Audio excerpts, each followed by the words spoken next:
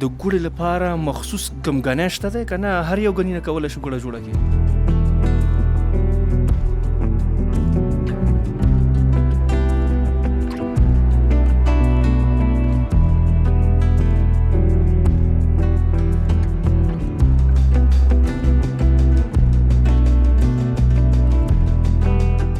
نظافت څنګه دی؟ پخوا خلکو ډېر شکایت کوو چې په ګاڼیو کې نظافت نه مراعاتېږي، اوس څنګه؟ دا دلته هم خرڅېږي او نورو ولایتونو هم خلک راځي، دا تجاران چې څوک ډېرې ګوړې وړي مثلا 50 بورۍ 100 بورۍ 200 بورۍ دغسې خلک هم راځي او نور دلته هم خرڅېږي داسې. که شربت دی او دا باید ګرم شي تر هغه حده پورې تر څو پورې هغه خپل اصلي حد ته ورسېږي.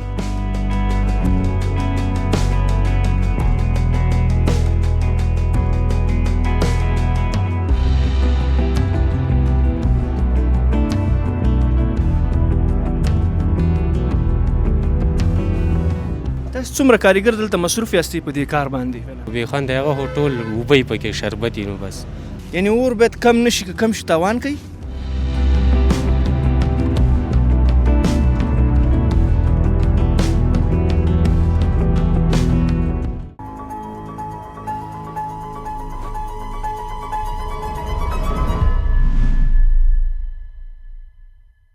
د بخښونکي او مهربان آزاد په سپېڅلي نامه د یاد درنو لیدونکو سلامونه او نیکې هیلې. خدای دې وکړي چې روغ جوړ خوښ او خوشحاله اوسئ او یو ښه ورځ مو پیل کړې وي.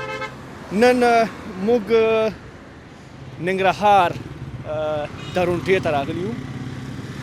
دا د ننګرهار پوهنتون تر څیرمه د درونټې سیمه ده چیرې چې د ګوړو ګاڼۍ ډېرې شوي دي او په دې وروستیو کې کار ډیر زیات شوی دی. نامه خو دا چې زموږ هیوادوال په دې کې مصروفه دي او فعلا په همدغه برخه کې دلته کار کوي او په تیر کې دغه ګاڼۍ ډیری په کامه کې وي چې هلته زموږ هیوادوالو د ګوړو ګاڼۍ درلودلې او اوس دلته هم ګاڼۍ ډیرې شوي دي. د لغمان په ځینو برخو کې هم د ګاڼیو په برخه کې ډیر کار شوی دی او په هیواد کې داخل کې اوس تولیدېږي.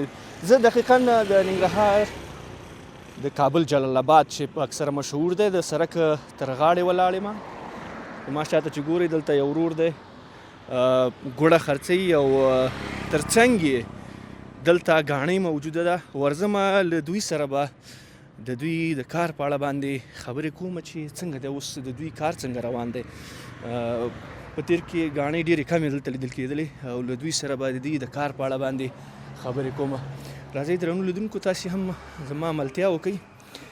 ګورو چې ورونه لګیا دي او ګوړه جوړوي او لکه څنګه چې تاسې ګورئ کړایي هم ګرم دی او ګني چې کوم جوس یې نوتلی دی هغه د ګنۍ اوبه چې دي لاندې ورلاندې اور بل دی او دقیقا دوی کار کوي.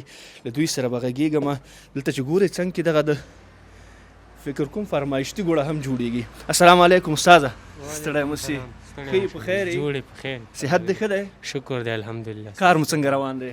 الحمدلله ښه دی انشاءالله. خیر خو یاستئ؟ خیر دی والله ستاسو خیر. څومره وخت کېږي دلته دا ګاڼۍ م جوړه کړې ده استاده؟ تقریبا د 4 میاشتې کېږي چې جوړه کړې. 4 میاشتې کېږي. په تیر کې بل ځای کار کوو؟ هو مخکې هغلته نورې ګاڼۍ دي هغې کې هم کار کوو. دا هم څه کال یې جوړه کړې ده 4 میاشتې. دا دې خپله جوړه کړې ده؟ نه بل چا ده خو موږ ورسره کارګري وو. ډېر ښه ډېر ښه. په اوس وخت کې ګاڼېګانې ډېرې شوي نه دي په جلال آباد کې په تېره درونټه کې؟ هو ډېرې شوي دي ګاڼېګانې خو په درونټه کې او په کامه کې او ډېرې زیاتې ګاڼۍ جوړې شوي دي اوس. پخوا ګوړه ډېره پاکستان نه راتلله، اوس څنګه دی دلته هر څه پوره دي؟ کولی شو خپل د وطن لپاره پوره ګوړه آماده کړو؟ هو بالکل ټولو ولایتونو دپاره برابرېږي انشاءالله. خو بس بازار یې نشته، بازار یې کمزوری دی. که پاکستان نه راځي او که نه راځي خو دلته یې مزه نشته. مزه یې نشته دی. خدای دې وکړي چې دغه بازار یې ښه شي. ګني دلته خپله په افغانستان کې دومره پیدا کېږي چې د ګوړې لپاره بس شي؟ هو په کامه کې ماشاءالله ډېر زیات ګنی کېږي. تقریبا داسې ویوه چې ټوله کامه په 100 کې 80-90% ټول ګنی دي. خو دا نور شیونه پکې کم دي، ګنی پکې ډېر زیات. ګنی اوس ډېر شوی، ډېری خلک همداسې هم استفاده کوي. په بازار کې ګنډېرۍ خرڅېږي، دانکۍ او بیا خرڅوي او دلته په ګوړه کې هم کارېږي. د ګوړې لپاره مخصوص ګمګنی شته دی که نه هر یو ګني نه کولی شي ګوړه جوړه کړي؟ او ګوړه خو د ټولو نه جوړېږي، خو دغه کم ګنی چې دا دلته موږ راوړی دی بار پروت دی هلته، دا ګنی ګوړه ډېره ورکوي. هغه د ګنډېرۍ ګنی چې دی هغه ګوړه ورکوي خو کمه یې پکې، ښه ګوړه پکې خو لږه یې پکې، یعنې بې خوند دی. او بې خوند دی هغه خو ټول اوبه یې پکې شربت یې نو بس. استاذه دوه رقمه ګوړه اوس دلته تاسې جوړوئ، یو چې دا دې کې پلي دي او فکر کوم چې چهارمغز هم پکې دي فرمایشتي. د دې سیستم څه رقم ته دی چې دا تاسې خلک راځي تاسې ته فرمایش درکوي مواد یې راوړي او که نه تاسې بېلابېل جوړوئ بیا خرڅوئ؟ دا خلک هم راوړي چې شیونه خپل راوړي چې اغزه یې پلي ملي نو هغه یې ته هم جوړوو، موږ یې خپل هم جوړو بیا دلته یې خرڅوو. قیمت یې بیا څومره تفاوت لري؟ قیمت یې نو بس هماغه د دې وچې میوې دغه پرې راځي دا تقریبا په 400 روپۍ کیلو دي دا چهارمغز، بس همدا پرې راځي او ګوړه خو من په 500 روپۍ ده بس همدغه. د ګوړې د پروسې په اړه که راته ووایي ګنی هلته اوبه ترې راځي دې کړایي ته او بعد له هغې د ګني اوبه دلته ګرمېږي او دلته نور سیستم برابرېږي، څه ډول دی؟ هو هلته بار ماشین لګېدلی دی، دا ګني هماغه ماشین ته ورکوو دا اوبه یې راځي دلته جمع کېږي ورته، کله چې دا یو کړی پوخ شي بس بیا هغه ترې راجیکو دلته یې واچو بس دا بل پکې پرېږدو بیا دې پسې 3 ساعته اور ورپسې بلېږي. 3 ساعته.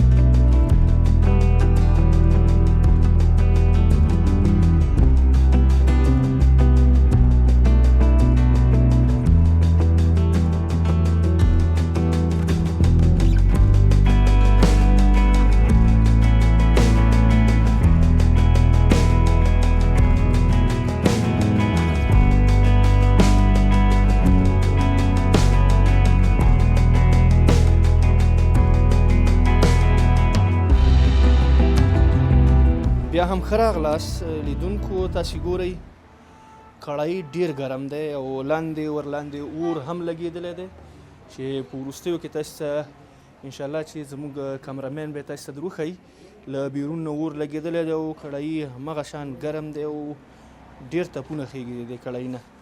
که شربت دی او دا باید ګرم شي تر هغه حده پورې تر څو پورې هغه خپل اصلي حد ته ورسیږي او د ګوړې جوړېدو قابل وګرځېږي. زه به هم له دغه ورونو سره خبرې کوم چې څنګه د کارونه څنګه روان دي، دا څومره وخت کې وچیږي او څه وخت دوی بازار ته وړاندې کوي. سلام علیکم وروره.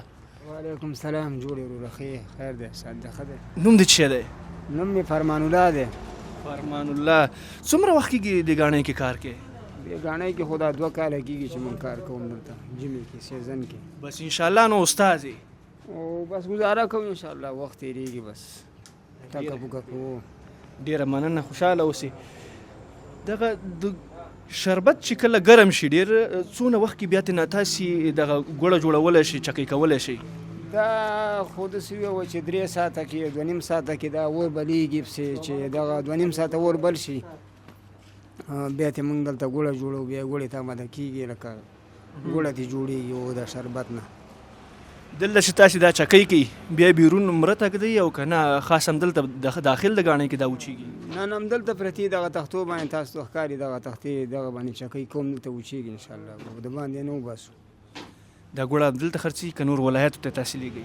دا دلته هم خرڅېږي او نور ولایتونو هم خلک راځي، دا تجاران چې څوک ډېرې ګوړې وړي مثلا 50 بورۍ 100 بورۍ 200 بورۍ دغسې خلک هم راځي او نور دلته هم خرڅېږي داسې او منقط په حساب باندې دی.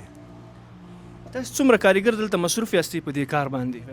موږ دلته یو 8 نفره مصروف یو کار باندې. 8 نفره. خپل استاد هم د دې ګاڼۍ مالک هم در سره مصروف وي که نه یوازې تاسې کارګر یاست؟ ګاڼۍ مالک چې دی هغه مالته یې کامه کې ګني مني اخلي او هغه راوړي او موږ دلته بس دغه یو را سره استاد دی، نور موږ شاګردان یو بس لګي کار کوو.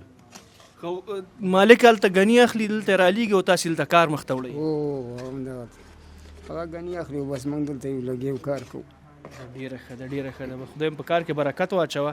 روژه ده ډېر به نه پازابومه، تاسې مصروفه یاستئ کار کوئ. دغه نور ورونه هم کار کړی دی، تاسې وګورئ چې ګوړه یې چکۍ کړې ده او نور فکر کوم چې نور کارونو پسې وتلي دي. همداشان فرمایشتي ګوړه هم شته ده، ساده ګوړه هم شته ده او دغه هم فکر کوم چې ګوړه ده تقریبا دلته ډیرې شوې ده، دغه وچه شوې ده او دلته پرته ده تر څو پورې مشتري راشي او واخلي او خپل ولایت ته هغه ځای چې دوی غواړي ورته انتقال کړي، ولته یې د پلور لپاره آماده کړي. درنو لیدونکو ورځو هغه بیرون اړخ ته چې چیرته چې اور بلیږي د کړایي نه لاندې هغه هم تاسو ته درښایو. تصویر ګورئ بیا هم له تاسو سره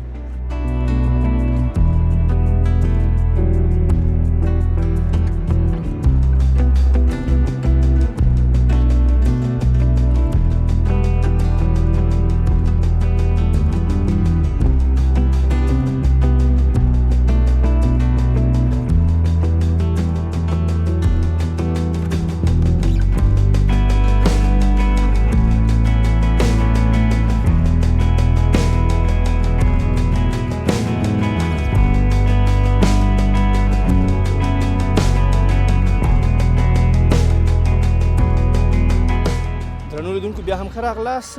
د دغې ګاڼۍ یو کارکوونکی او کارمند را سره ده چې دلته کار کوي. له دوی سره به غږېږو چې د دوی دغه پروسه څه ډول ده. السلام علیکم. وعلیکم السلام. خیر علي. خیر څنګه یې؟ ښې کراري ده؟ شکر دی. خلاري ژوند دې په خیر تېرېږي؟ خیر اوس ښه دی شکر دی. دا سر خوشحاله اوسې. ګورو چې ګني دې ډېرې کړي دي، ګني دې کافي راوړي دي د ګوړې لپاره؟ او دا ښه یو مزده نن را روانه ده او دلته نن کار کوي. دا څه هلته پراته دي اوس دی نن کار کوي. دې ته کوم ډول ګني وایي؟ دې ته بس 310 ورته وایم. 310 چې ورته وایي همدا دي؟ همدا دي ګډوډ دي. 310 هم یو کلک ګني وي. پخوا دا ګني اکثره د پاکستان نه راتلل، اوس لکه چې کامه کې خپله کرل کېږي. کامه کې خپله کرل کېږي. ښه پرېمانه دي. ښه پرېمانه دي. قیمتونه څنګه دي؟ قیمتونه یې بس دي نو جري په 50,000 روپۍ دي نو شو. اول دا راته ووایه چې نظافت څنګه دی؟ پخوا خلکو ډېر شکایت کوو چې په ګاڼیو کې نظافت نه مراعاتېږي، اوس څنګه دی؟ اوس خو بیخي ښه دی. موږ هر څه پاک صفات سوتره وباسو. هلته هم جال لګېدلی، دلته هم لاسونو صفایان هم شته دی او پاک کار کوو.